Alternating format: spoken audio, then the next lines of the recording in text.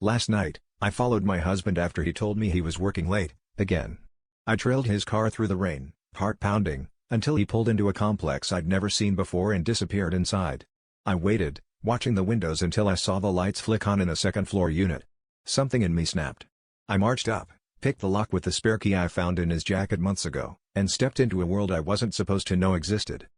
The place was lived in, cozy, nothing like the sterile apartment of a man hiding something. Family photos lined the walls, and my blood froze. There he was, arm around our neighbor, her smile wide, his even wider. 2 kids stood in front of them, both with his eyes and his crooked grin. I searched every frame, desperate for explanation, but the story was clear. My legs buckled.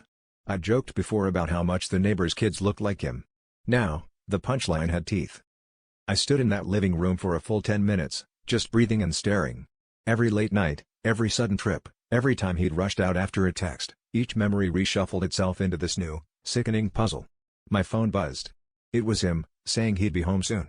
I looked at the door, half expecting it to open, half wanting it to so I could scream at him, demand answers, or maybe just collapse. My mind raced, not just about him, but about her. She'd always been so friendly, so involved in our lives. Had she known about me? Did everyone in this building know but me?